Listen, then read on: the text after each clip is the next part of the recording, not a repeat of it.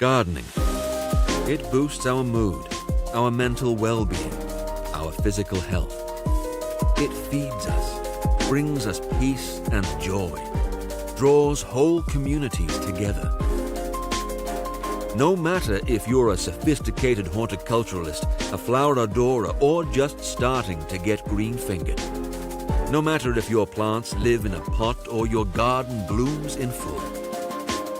No matter if you like to work with your hands or look for digital inspiration.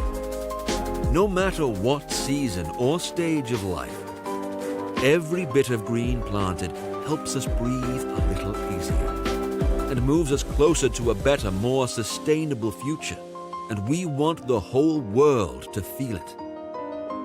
There are no rules. All it takes to garden is the passion to do so. Realize your gardening dreams. GARDENA. This is the Premier Garden Show. And here is your host, Anthony Faulkner.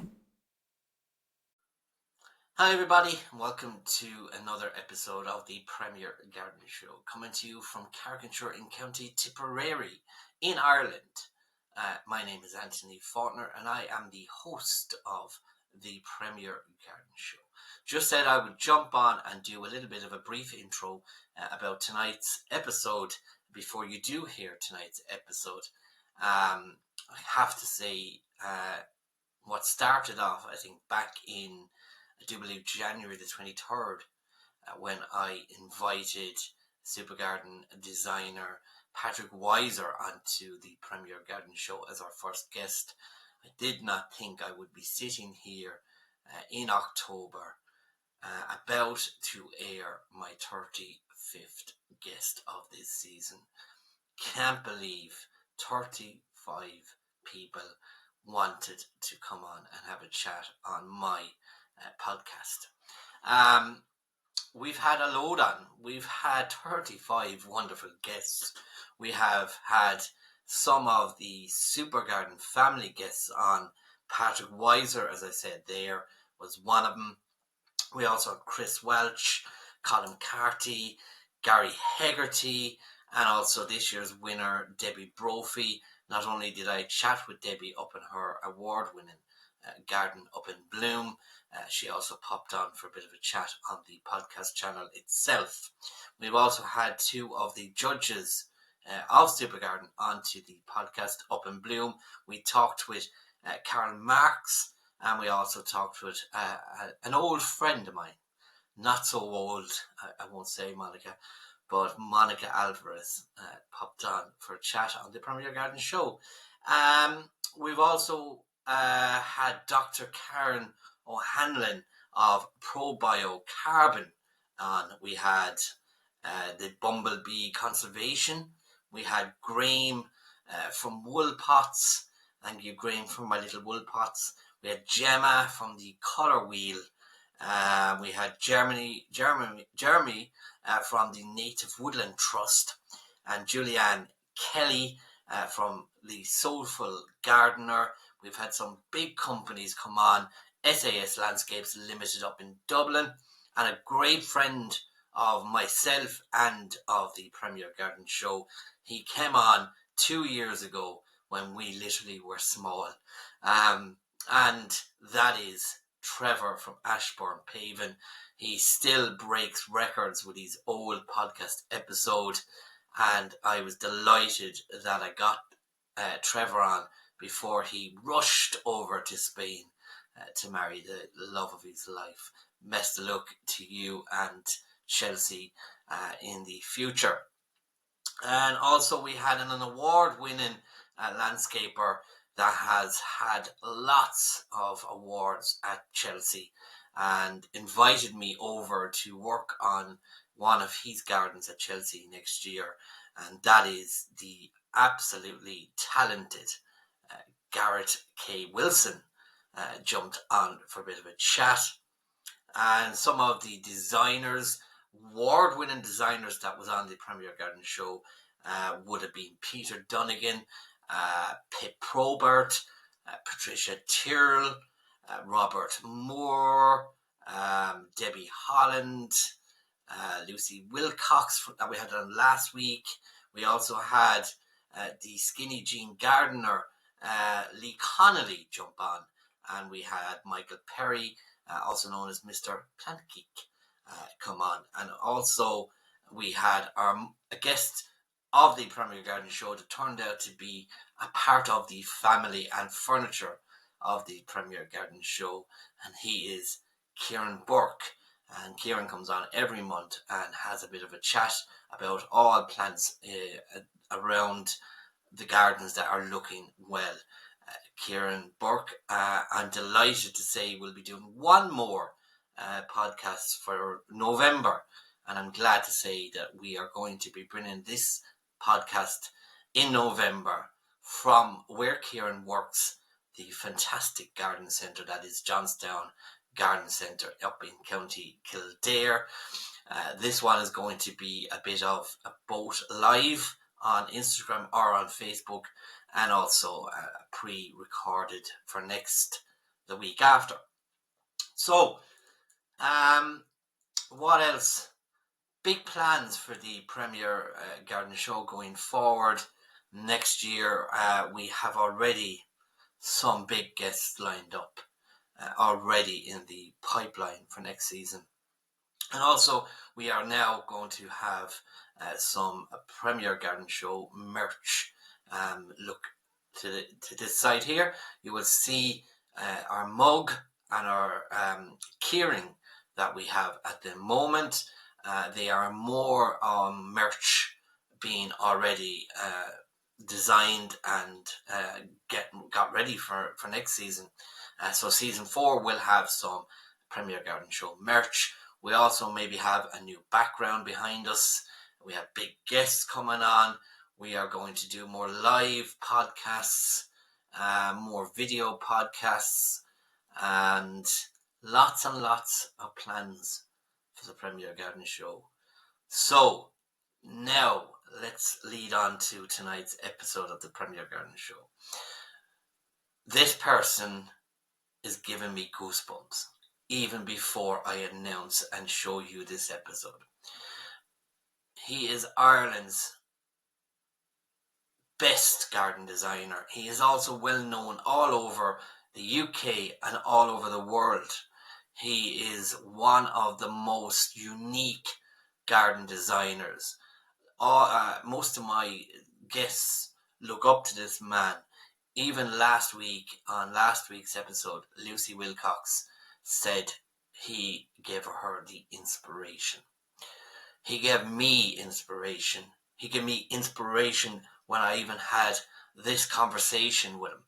He is down to earth, grounded, award-winning, multi-talented, being all over RTE, BBC, Channel 4, Channel 5. He is Ireland's best garden designer, Diarmuid Gavin. Enjoy the show. Stay tuned till after this episode for a bit of an outro. Hi everyone, and welcome to the last guest of season 3. I can't believe it's the 35th guest this year. How I managed to get 35 people come on to the Premier Garden Show is quite unbelievable. But I have one final top of the range guest that I suppose I have contacted a long time ago, and he literally contacted me a couple of weeks ago saying that he was interested in coming on. Welcome onto the Premier Garden Show, Diarmuid. Thank you, Anthony. Nice to be here. Yeah, it's I suppose it's pleasure to get I suppose someone on that I would have I suppose come across I suppose on TV mostly. You've been I think quite a few TV programs that I have managed to see. Can we suppose go back to your younger days? What was it like for you growing up as a young Diarmuid Gavin? It was Kind of challenging, I suppose. They wouldn't have been my favourite years of life. I grew up in the suburbs of Dublin, a place called Farnham, and in a busy family in suburbia. I was a little bit different to everybody else. I knew I was a creative, went to an okay school, all that was fine, but it was only when I was in my 20s that I kind of found my way in life and understood what I'd like to do and kind of joined that community. Yeah, so then I suppose moving on to the light bulb moment, as I call it, the moment I suppose you felt gardening was kind of the path you wanted to go down. Yes, that I think it was a gradual discovery. I knew I liked being outdoors. I knew I liked the kind of natural world, but I also knew I liked design. In terms of gardening, just pure gardening wouldn't at that stage have been enough for me. I wanted to shape places and use plants to create pictures and stories.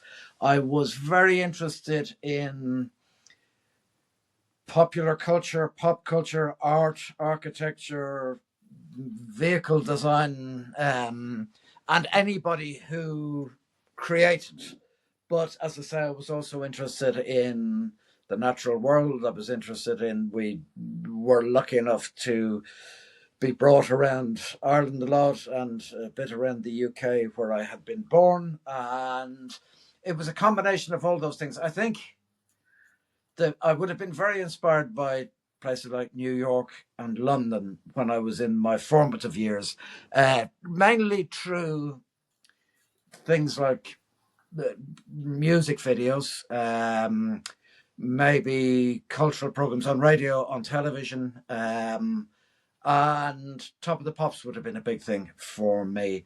So that kind of seemed, that life that I saw reflected in all those places seemed very out of reach.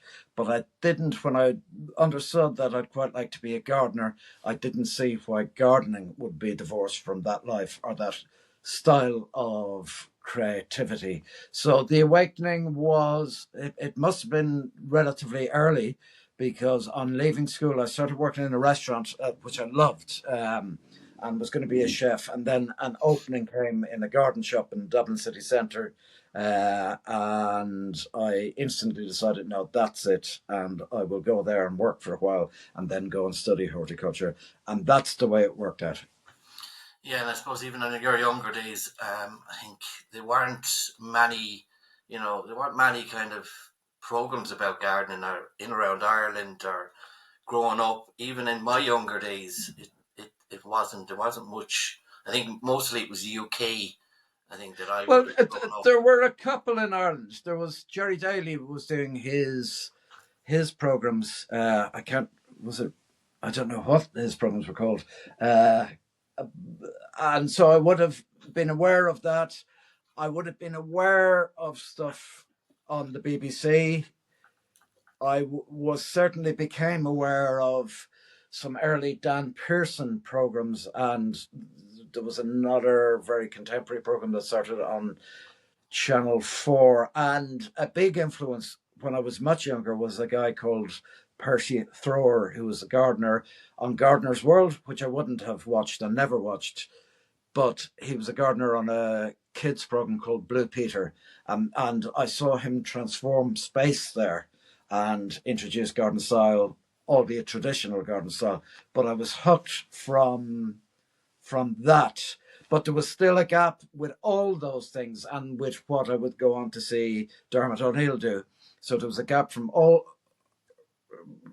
in all those areas, maybe other than that Channel 4 program and maybe other than the Dan Pearson program, in terms of a contemporary feeling. And certainly there was nobody to my mind that was bringing influence from outside gardening into gardening. And that's what I was interested in.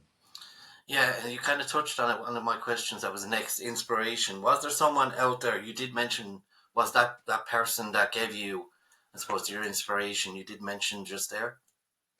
So, to a certain degree, there was inspiration from Dan Pearson, but the inspiration really came from a book that I found, and it was called Paradise Transformed: Private Gardens for the 21st Century by Gordon Taylor and Guy Cooper. And I saw this reviewed in the Irish Times, and there was a black and white picture of the book on the page. And I cycled into town to buy that book immediately, and it was a big format book. And I saw in the pages of that book that there were people around the world creating gardens that were challenging, that were different, that embraced, in some cases, contemporary culture. And it was gardening for a new age. And I devoured that book. And what it really did was it fueled me to know that there were people doing, that I wasn't wrong to be thinking in a different way. There was also a garden designer in England at that stage called David Stevens, who was doing something a little bit different, and a couple more that I kind of clung on to, not for what they were doing, but the fact that it wasn't wrong to have ideas that were new. Yeah, and I see you kind of you studied at a place that would, I suppose, give any keen young garden designer inspiration, the Botanic Gardens. But you didn't kind of get through on your first attempt. It was. That's right. It was my. I didn't. I reckoned I would go to work in this shop, Mackie Seeds of Marysridge, for a year, and then apply. But I was having too much fun in Mackie, so I didn't apply the first year. When I applied the second year, I didn't get into the Botanic Gardens. So it was on my second attempt that I was accepted into the Bots, as it's called. Wasn't a great college, but it was a great environment. It was actually really shoddy in terms of a teaching institution at that stage, and I think it let its students down in the main. But I was very inspired by my fellow students, and I was very inspired by the gardeners I worked with, and maybe one and a half of the lecturers. But I loved the years there. I loved who I met there. I loved our time on section. I loved the enthusiasm of this crowd of students who were coming from all over the country with different experiences. I certainly wanted to, and I knew very early on, probably from when I went in there, that I wanted to make gardens that were different. That was a different ambition than anybody else in there. But I found, let's say, fellow travellers and had lots of fun and came out of a shell that I was in. Yeah, so I suppose what drives you on? What motivates you? What motivated back then was I was too shy to do any nixers, as we would call them, so weekend work or skip off class and do somebody's garden. But when I began to do that, nothing stopped me. And what really drove me was creating gardens. First of all, creating any type of garden initially to get the experience, and then creating gardens that were different. So trying to introduce some things that were slightly challenging maybe for the customer, which would be very bland now. But back then in the 80s in Ireland, there wasn't, let's say, a big trade for garden designers.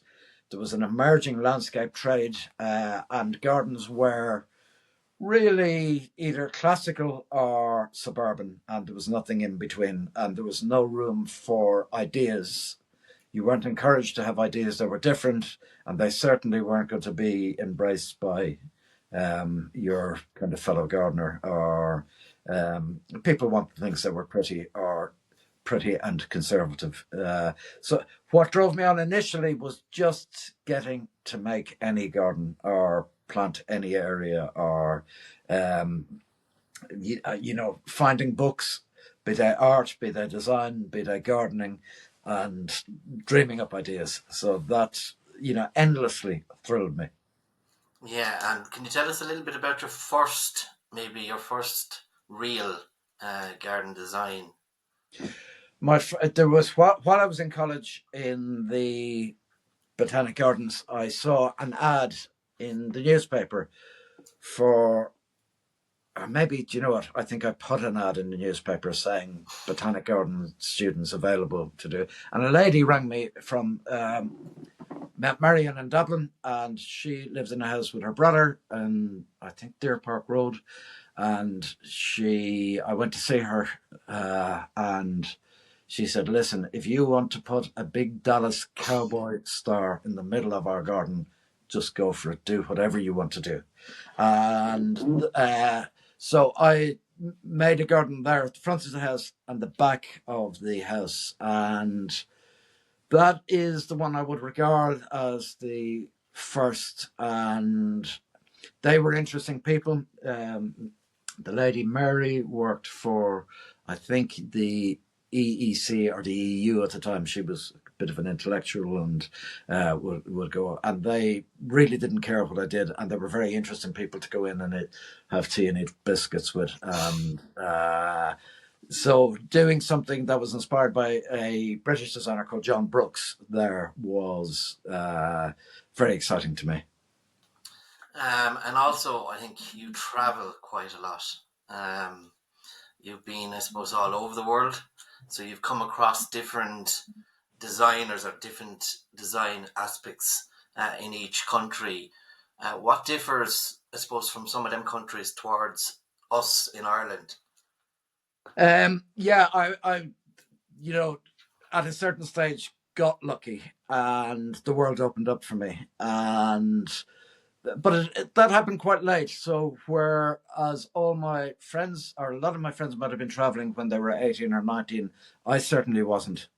And also, I was incredibly shy at that time. I wouldn't say boo to anybody, and the idea of traveling excited me, but also scared me in equal measure.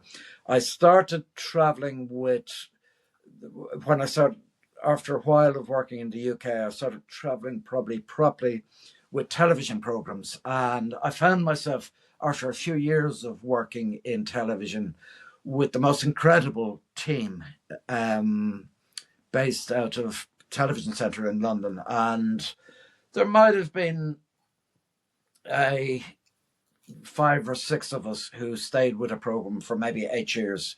And we were developing this program called Homefront in the Garden.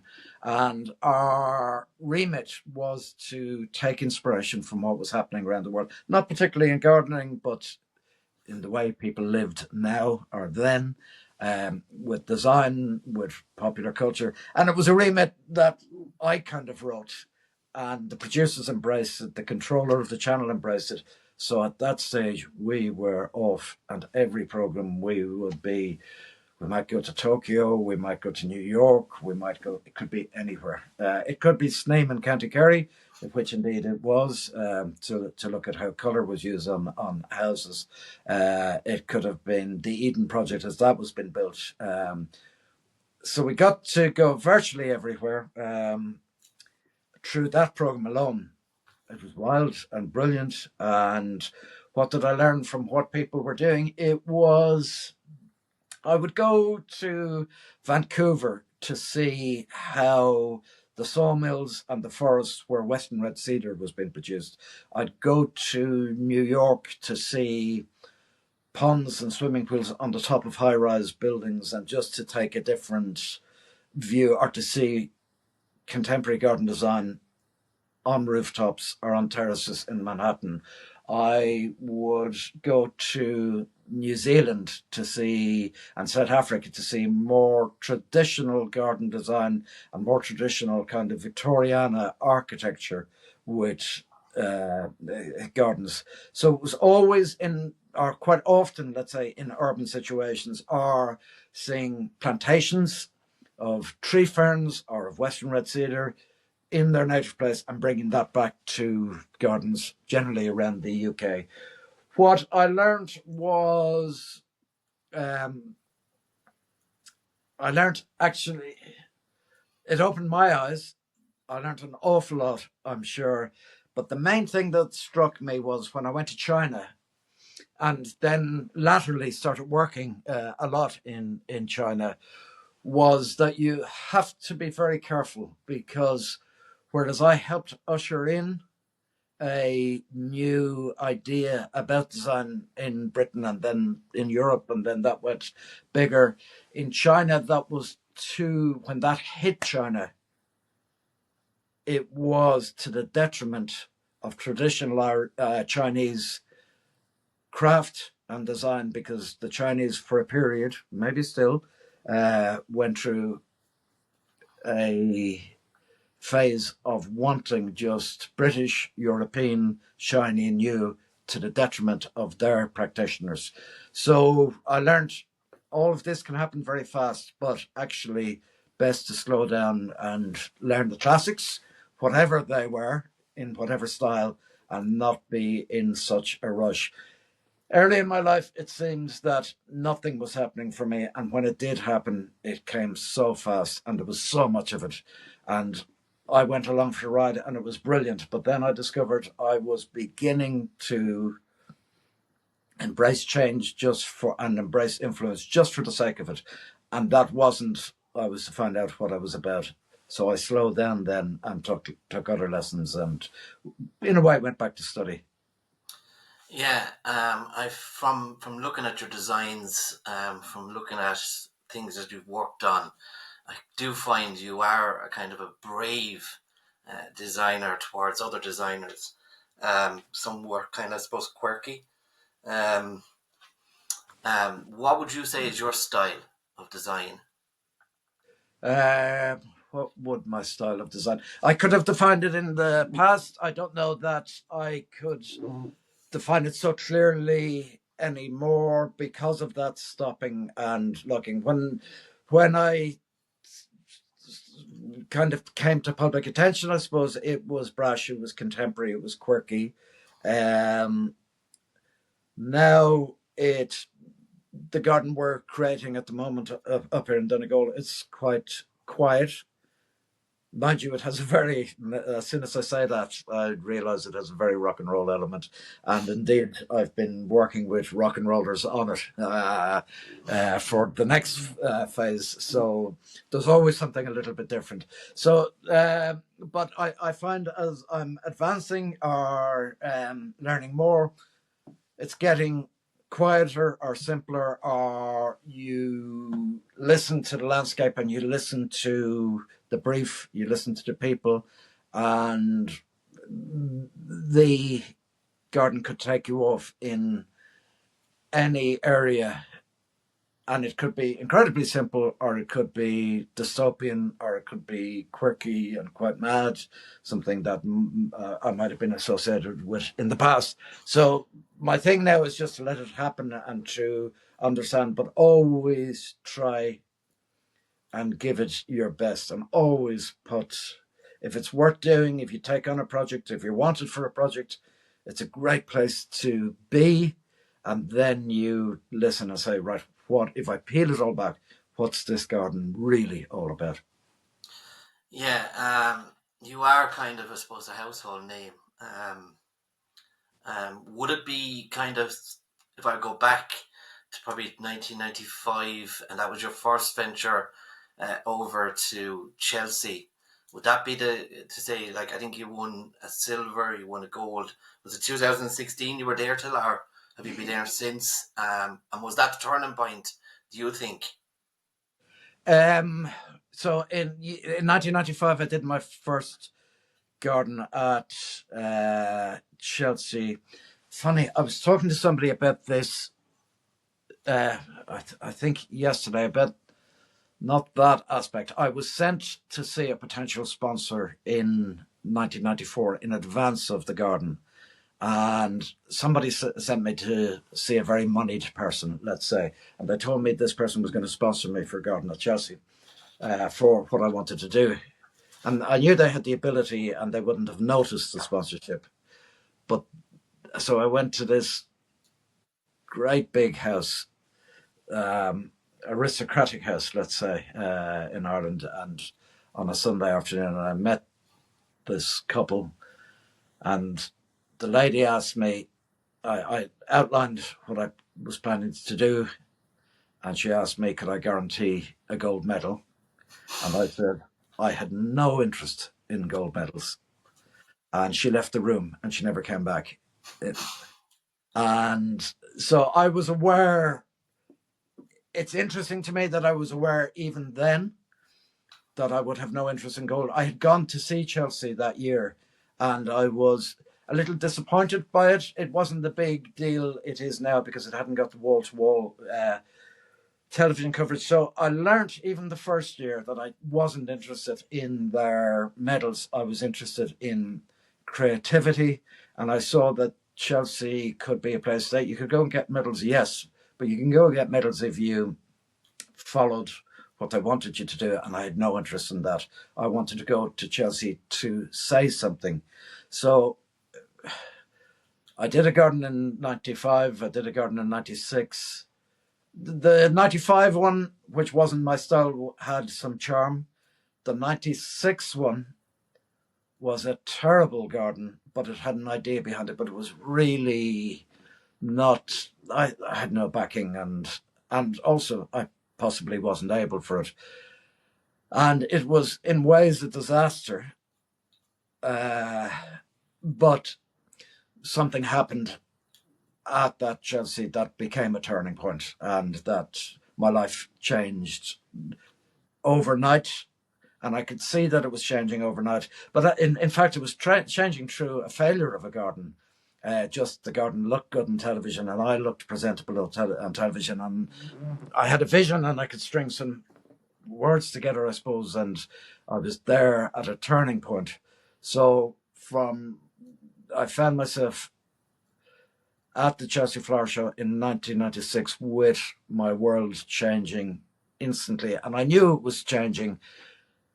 But that was to be the start of a tough period in different ways, because I fell into this thing being embraced by television in England, by all the channels all at once. I was going to be the next big thing.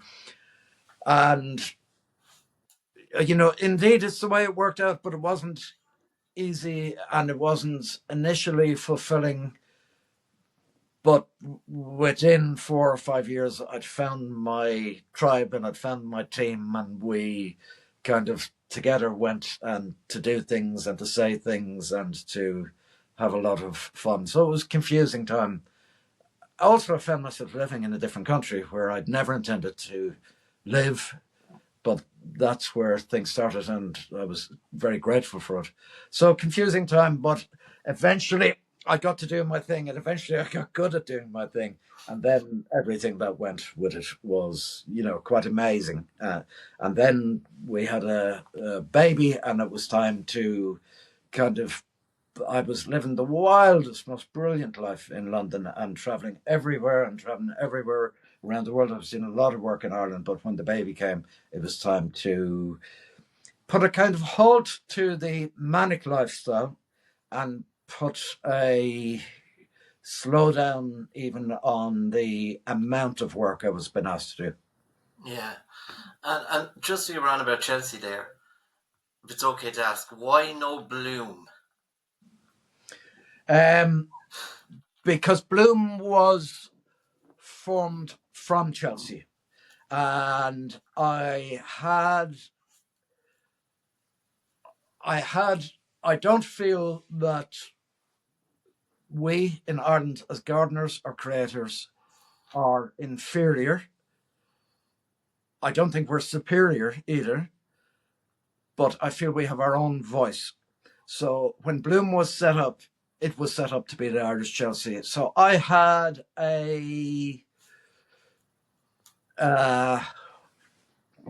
what would I say? Why would we want to be an Irish Chelsea? So I had, when the GLDA was being set up, the Garden Design and Landscape Association, I went to a couple of meetings, and that was set up based on the British one. When Bloom was set up, it was based on the British show. So I had gone over and I had changed the British show.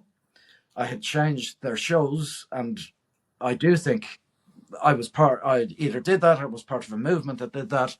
So I didn't see why Ireland wouldn't have the confidence to do its own thing. And I've then found a lot of my friends in the UK were being shipped over to be lords and masters of the Bloom show in terms of judging and in terms of, and I think they did some good, but I found it a post-colonial thing, and I wasn't interested in a post-colonial. I was interested in kind of ploughing my own furrow and saying, no, I'll do it my way, and in ways that's an Irish way. It might be a suburban way and it might be a universal way, but it came of here. So that's why no Bloom then, because there was Chelsea. So why would I need to do a sub Chelsea who were decidedly modelling themselves on Chelsea? That I think, I went to Bloom last year for the first time and really enjoyed it and really appreciate the input of the people I knew from the UK who had come over in terms of a setup. But even in Chelsea, I'm wary of other gardeners, of other designers, even if they're my friends. I generally, if I'm doing a garden at Chelsea, I don't look at anybody else's. I go, I do my garden, I do the show, I clean up, and I leave. And because I don't feel it's the zenith of creativity, I don't involve myself in the medal system. And that would be the same at Bloom. It's the creativity is restricted, I think, and it's shaped by the London and the British system. What do these people, who again, some of them are great friends of mine and really great friends of mine, but what do they know about they like coming over to be the adulation they get among designers and the system at Bloom. But what did I know about Irish politics? What did I know about Irish poetry? What did I know about Irish music? Other than that, on that superficial international level, what did I know about our soil, our landscape? What did I really know? So we allow ourselves to be funneled through that system. Not for me. It's just absolutely not for me. We have our own voice, and therefore we have a generation of designers funneled into something that isn't unique. So that's not for me. I don't, and fair play to anybody who does like to do it, but I love garden design, and I feel we have our own way and our own style, and I think that way and that style has not only something to offer in this country, it has something to offer beyond this country. So I'm an outlier in that. I'm having discussions with Bloom. I find them really quite enlightened, and I'm enjoying my discussions with them at the moment. Yeah, I do kind of see your point. Over the last few years, a lot of the designers are and even this year, we've had a few designers from England come over. I suppose there's not enough Irish designers, that's the way I would look at it, involved in creating a show garden at Bloom. I don't know, because even in Bloom, I don't know the history. I don't join organizations. I don't watch the television programs. I don't know anything about Bloom. Most of the people who would garden at Bloom, I don't know their names, but if I met them, it's really nice to meet them and really nice to have discussions with them. But therefore I come to it kind of fresh. But I would like to be inspired, and I would like to be challenged too. And there was certainly some challenging going on, and that was through Mary Reynolds and her kind of tribe. But that was environmentally challenging, which was interesting too, but not challenged in terms of design, and too safe for me. Let me talk about your garden. From the outside looking in, from pictures. There's a lot of pictures of your garden. It does look like you are literally sitting on top of the Amazon jungle, from what I can see. But it's only when you strip it back and you go back to where it started that you really see that this is literally just a house in an area.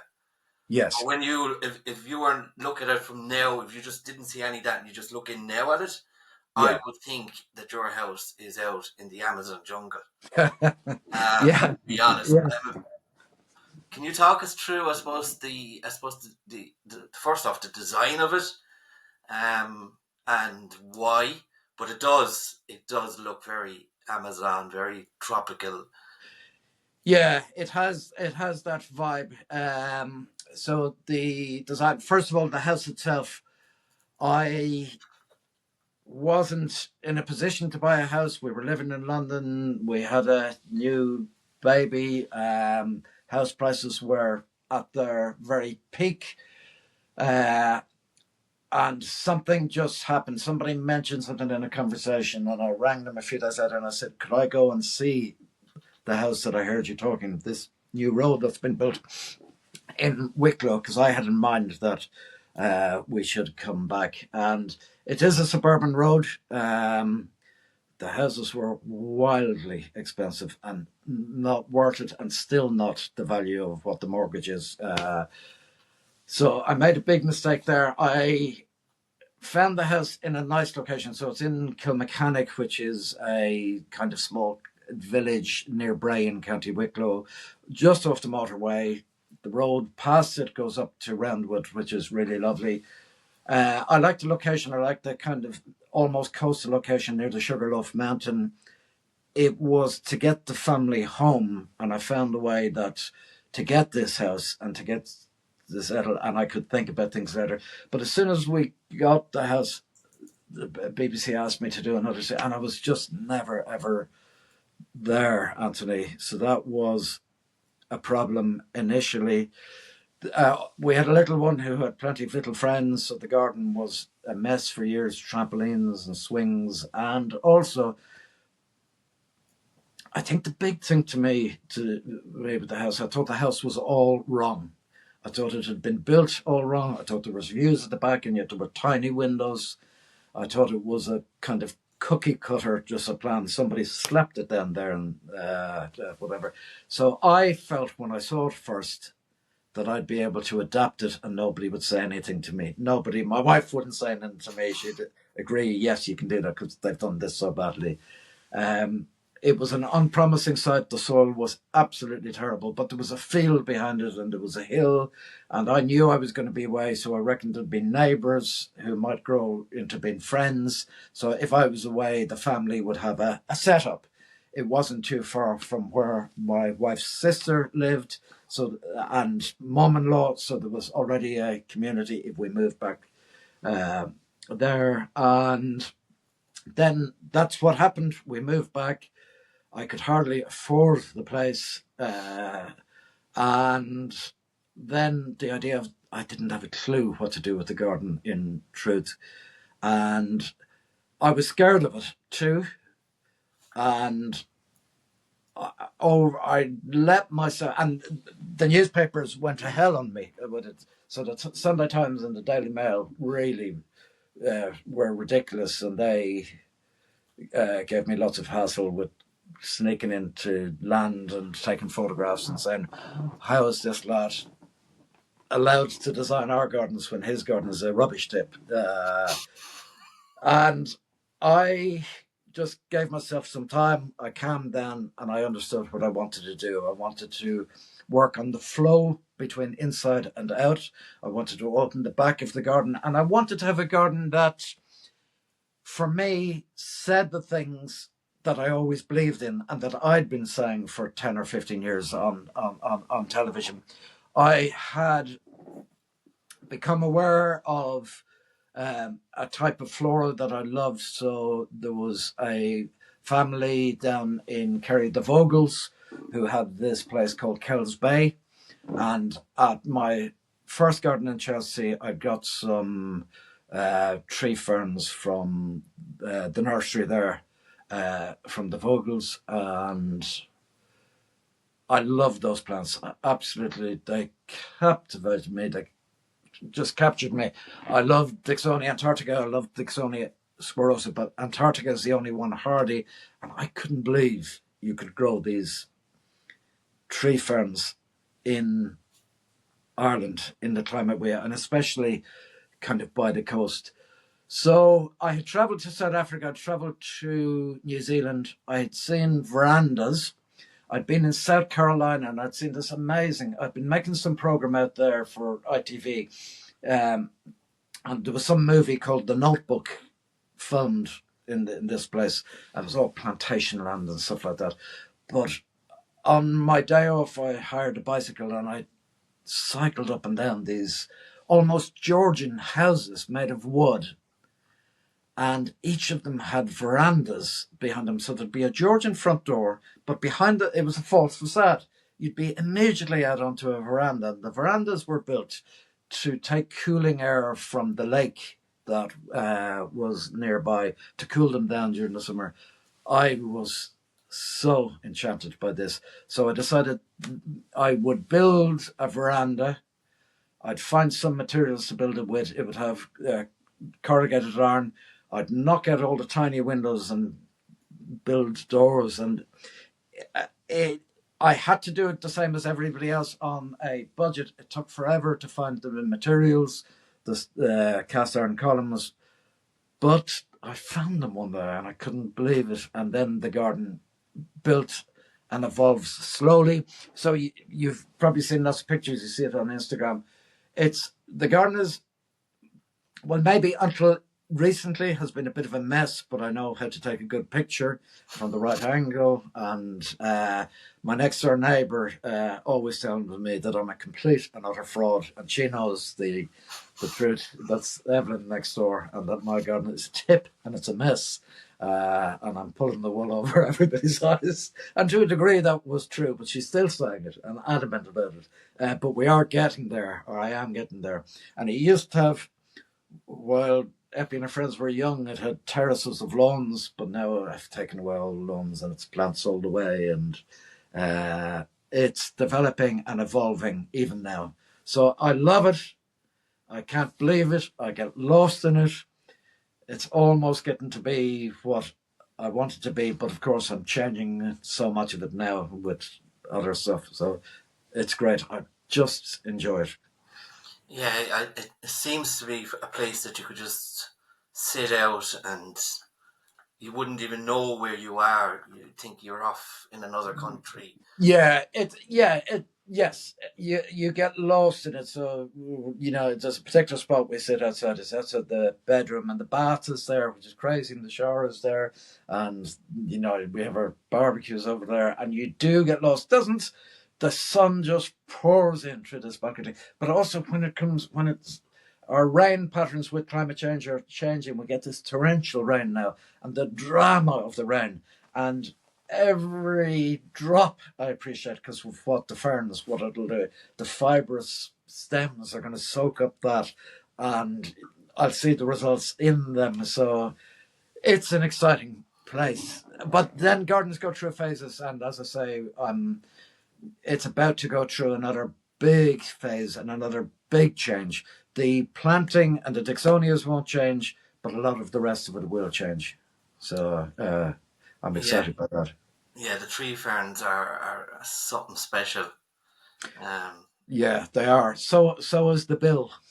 Yeah, I know. I've seen you'd kind of go into a garden centre or a place like that, and you'd see them, and you go, "Wow, look at them!" And then you kind of go over to the tag, and you go, "Okay." I know. I get a lot of plants for one tree fern. When I had a big birthday and I decided to order loads, but I had no idea how much it was going to be, and then they told me, and anyway, I'm paying it off. Yeah, I suppose TV wise, you've been on, I think most of the television stations, RT, BBC, Channel 4, Channel 5, ITV.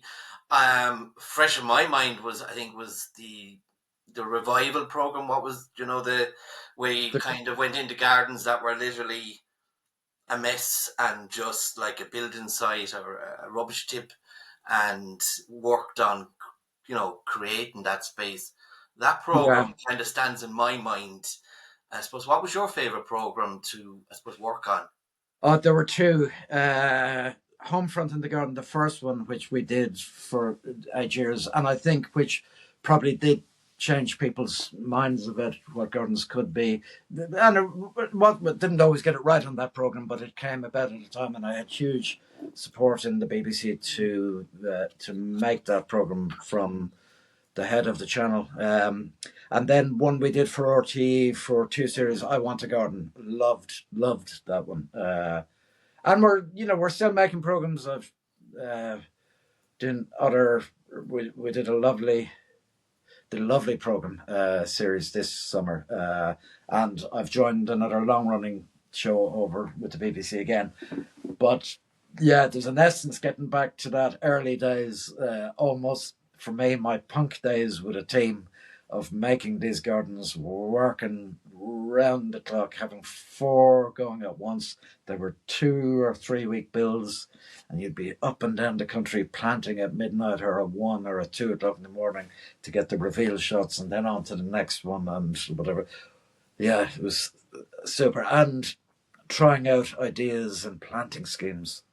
So those two would be the ones I loved. But I'm very lucky in that it continues, and I'm still getting a chance to do those sort of programs and other programs too. So it still remains fun. Yeah, you worked, I think, just briefly, you worked beside another lad, an architect that is, I suppose, known for being brave as well, Diarmuid Gavin. Is he known for being brave?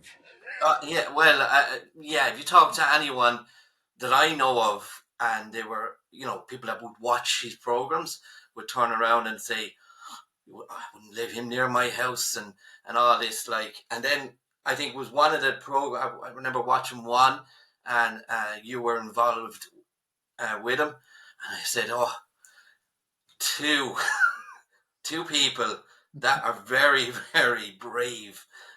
Dermot loves his windows.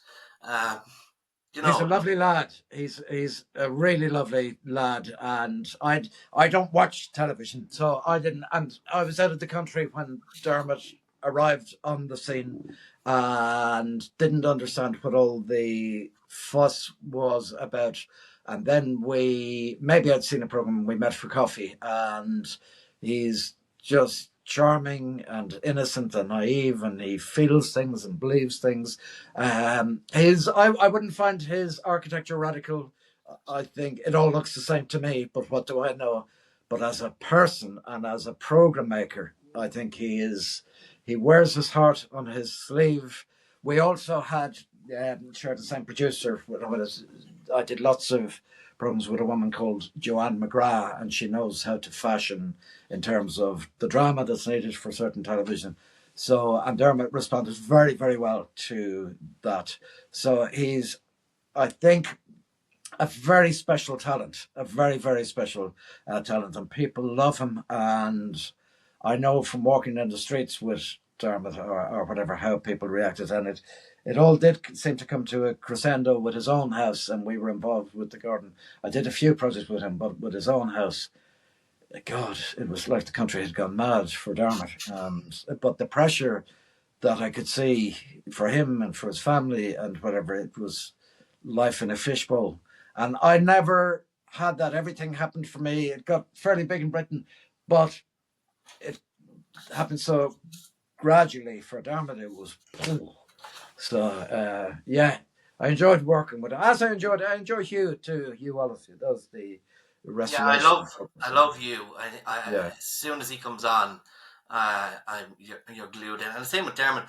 I can see he's because most, like every house he kind of takes on, yes, they have their issues, and yes, people don't see. I don't, it's the same as supposed as a garden designer. When you go into a client, clients don't see the project, the finish line.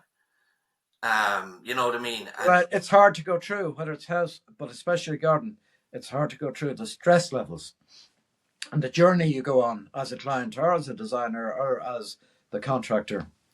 It's highly stressful for everybody, you know, and hopefully you get to the end of it and everybody's happy. Yeah, just finally, a few quick fire questions for you. Best advice you could give to someone?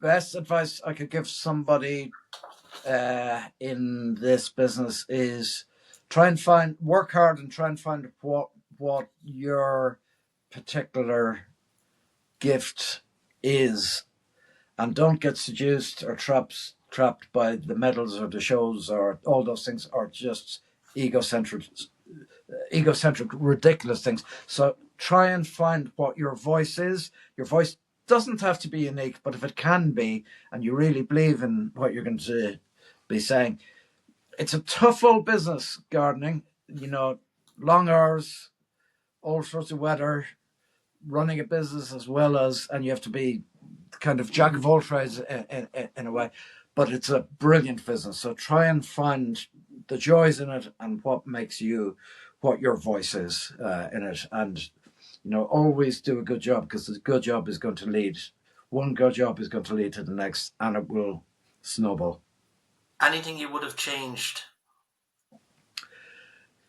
In ways, lots, but in ways, nothing, because they're all part of the journey, aren't they? I've worked very hard. I continue to work very hard.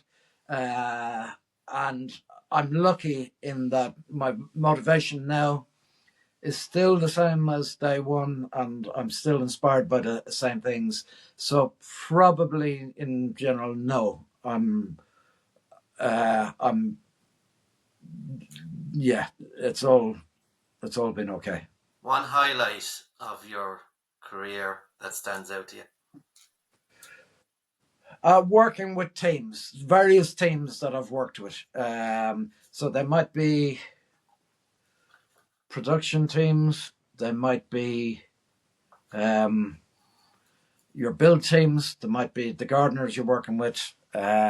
Just that shared joy have always been highlights. We've just finished a series for BBC Northern Ireland, and I worked with Carl Klein from Gardener's World, and we had a whole summer kind of running around the gardens in Northern Ireland, and that was brilliant. Then we had all these special guests who would come for 3 days to spend 3 days with us from programs in the UK. That's a bit of a highlight, to be meeting people who from different disciplines, and just the chats you would have kind of late into the night or something like that. So there's so many highlights, but they're all around people, I think. And then final quick one would be, what is your favourite plant? Am I going to hear a tree fern? No, probably a sedge that I would see growing around a bog pool in Connemara, or marron grass or something like that. Something that is just of the wild, that I get completely. I had a break very near to here in up in near Portneuf a couple of weeks ago with some friends, and we went to this beach and through the dunes, and I think the dunes have always been the marron grass of the dunes, and then out as that seeds away into the sand, and then the sea beyond. That to me is just heaven. In a way, Dixonias in Ireland, it's a contrived landscape, whether they're in Mine, whether they're in Doreen or wherever. But the more raw the landscape, I think the place that really blows the cobwebs away from me. So that would probably be the bigger inspiration. What do you do to switch off? Is there something you do to get away from the whole garden, or is it always something you're on your mind? It's always on my mind, because I think having dreams and ideas of stuff that you want to do, but I go generally on a Saturday or Sunday morning. I'd go for breakfast with a friend of mine who's involved in business, and we just chat through weeks. So that's a switching off. Walking the dogs, running, stuff like that is switch off. Occasionally music, and I'm going to get into cooking in the next year, and that'll be a switch off. There might be a cooking program then in the pipeline. Yeah, I've been working with Fred from that program, Fred Sirio, Yeah. and I think we'd like to do something gardening. Gardening and cooking. He did the cooking part, I did the gardening. We're both about to get greenhouses, and we're going to do something from one greenhouse to another. So yeah, there might be something in that, but actually it doesn't matter, even if we just, because we're going to do it, I'm going to love it. And then for the rest of 2025 and then for 2026, what plans are in store? Kind of exciting plans. So we're just about to finish this garden in Glenties and Donegal, and that's all involved with the playwright Brian Friel and the play Dancing at Lunasa and the movie Dancing at Lunasa. And so that's all coming to a crescendo in the next week. So that's very exciting. I work with the United Nations for their Food and Agriculture Organization. So we have something that involves the Pope in about hi, we're ready for you to run your eye over. This is the lads on site in Glenties sending me a text that they ready for you to run your eye over this when you get finished up. So they want instruction. So some excitement in the UN. And then I'm working doing a lot with Dunn Stores. That's an incredible journey, just an amazing journey, getting to work with the family there and a team there to develop stuff. So we've very exciting plans there. And then there's always a Chelsea on the back burner. So there is one that's been in development for a good while. And there's maybe 2 or 3 other projects I'm so excited about. So lots still going on. Yeah, I was never at Chelsea, but I had Gareth K. Wilson come on there a while ago, and straight away he said to me that would I like to work on one of his gardens for a day at Chelsea. Don't mind just going to see Chelsea. I am really looking forward to my first venture over to Chelsea. Is he a contractor or a designer? Contractor. Okay. Yeah, and he fantastic. It was why I just said to him I was never at Chelsea, and he just asked me would I be interested in coming along for the day, spending the day, and seeing how a garden at Chelsea is planned and worked on, and all that. So I kind of said here, why not? Because you're always wanting to learn. And I think that's something myself, would value.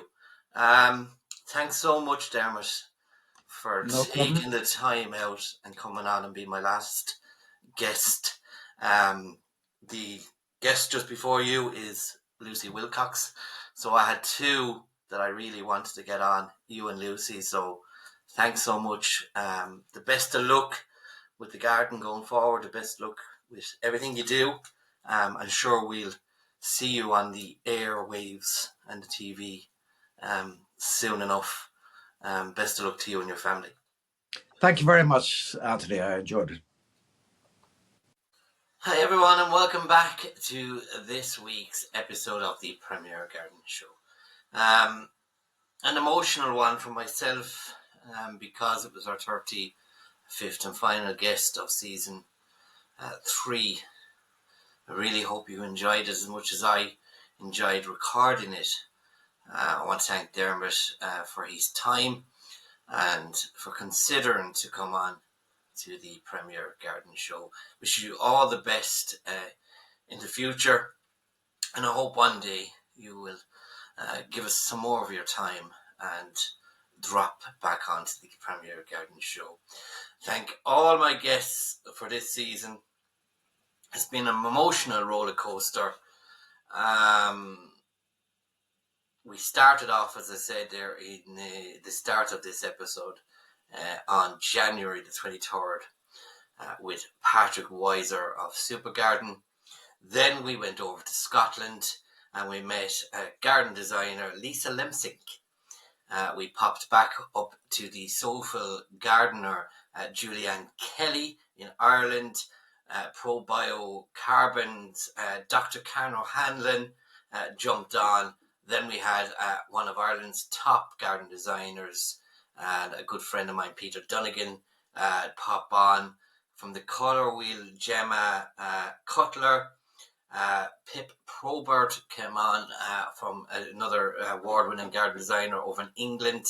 Then we popped on with the Bumblebee Conservation Trust, and then we had Kieran Burke from Johnstown Garden Centre join us, and you all know how Kieran is now every month with us.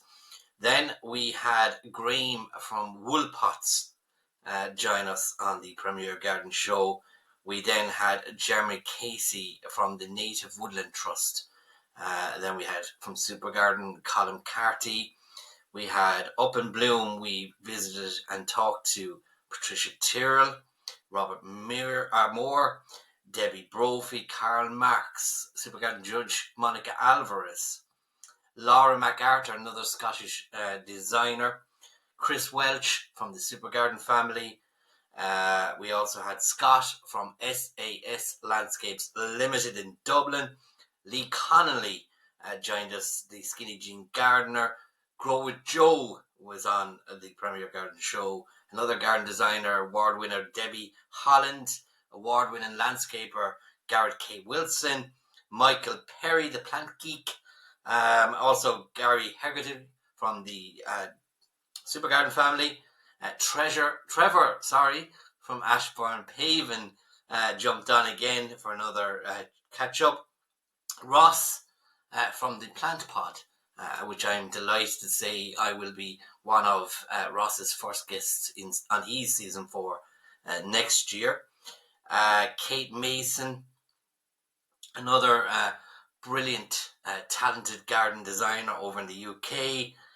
Rachel Bailey, another talented award-winning gardener over in the UK. Multi-award-winning Lucy Wilcox. And tonight we finished with Ireland's and one of the biggest Irish garden designers, Diarmuid Gavin. So guys, we are done when it comes to guests for this season on the Premier Garden Show. 35 guests have come and gone, and we still are not finished with season 3 yet. We have one more monthly podcast episode with Kieran Burke. As I said, that one will be from Johnstown Garden Centre in the start of November. That will be our final one with Kieran until next year. And that will be it for season 3. But we have a few kind of a bonus episodes to see out the year with. We have the best of this year's guests. So we have the best bits from all our guests this season. We will have the best bits on 1 or 2 episodes to bring you. We also have an episode or 2 where I will be delving in and kind of interviewing myself and telling you all about my journey on Super Garden back in 2018 and my journey to the Viewer's Choice Award. So we will finish then around late November, early December. And I plan to be back up towards the end of January in 2026. So you're not finished with me, until probably early December. But all our guests have come and gone and done. Thanks so much to all of them. Thanks so much for liking, following, sharing, watching, viewing, listening to the Premier Garden Show. We hope to have an even bigger season 4 next season. Already, as I said, I have a few guests lined up, but I have plans to get on some of the biggest names in gardening next season. And already I have one person in mind to finish season 4. So really hope you enjoy the rest of your week, and as always, enjoy your gardening. Still get out there and explore and do as much as you can, because our gardens never stop showing us what they're about. They never stop growing. And now is the time, lads, just to get in the rest of your bulbs for spring. Get in your alliums, your daffodils, your tulips, your crocuses, your snowdrops. You still have a chance to get them in. Tulips, you can leave them really till November and all that. And get around the garden centre and see what's looking good right now, and maybe you can plan that for your garden this time next year. To everyone, to my sponsors, Gardena, thank you so much for backing the Premier Garden Show. It's been an absolute pleasure to have you all. As I said, we're not finished. We have one more emotional episode that I will record myself and finish off season 4. So until then, enjoy your gardening, and we'll talk to you in the next week or two. Thanks for listening to the Premier Garden Show, and we will see you in the next episode. Be sure to like, share, and subscribe, and join all our social media. Do do do